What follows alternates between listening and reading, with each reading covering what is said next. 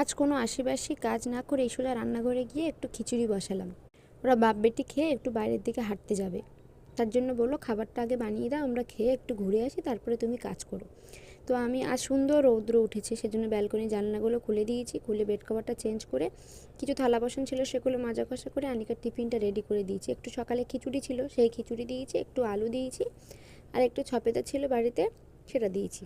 এবার ওর ব্যাগটাকে আমি গুছিয়ে নেবো, কারণ প্রায় স্কুল যাবার সময় হয়ে গেছে। বইগুলো আর রাতে গুছিয়ে রাখি না, কারণ সকালে উঠে আবার একটু ওকে পড়াই, স্কুলে পড়াটোগুলো আবার একটু পড়িয়ে দিই, যেন স্কুলেও ঠিকঠাকভাবে লিখতে পারে। যতই পড়াই ওর ঠিক গিয়ে ইচ্ছা করে ভুল করে চলে আসে। পাপার কাছে আসার পর থেকে আনিকার চাপটা একটু বেশিই বেড়েছে। আমি বাড়িতে অতটা চাপ দিতাম না, বা আমার অত সময়ও থাকতো না, আমি রাত্রে কোনো রকম ঘন্টাখানিক পড়াতাম ওকে।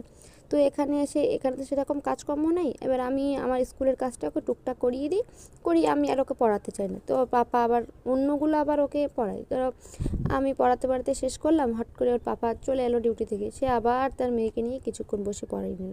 সেজন্য চাপটা একটু বেশি হয়েছে পড়াশোনায়। আজ দুপুরে রান্নার তেমন তাড়া নেই, কারণ দুজনেই দুটোর সময়ই ফিরবে, সেজন্য একটু দেরি করেই রান্না বসাবো। আনিকার স্কুলের টিফিন টাইমটা খুব শর্ট সময়, সেজন্য কিছুটা খায় আর রোজই ও ফিরিয়ে নিয়েই চলে আসে। এখানকার একটা বড় সুবিধা, এখানে বড় একটা ছাদ, সেখানেই আমি মাছ ধুই, সবজি ধুই, গোসল করি, জামা কাপড় কাচি। আজ রান্না করব বেগুন দিয়ে পালং আর মাছের ঝোল।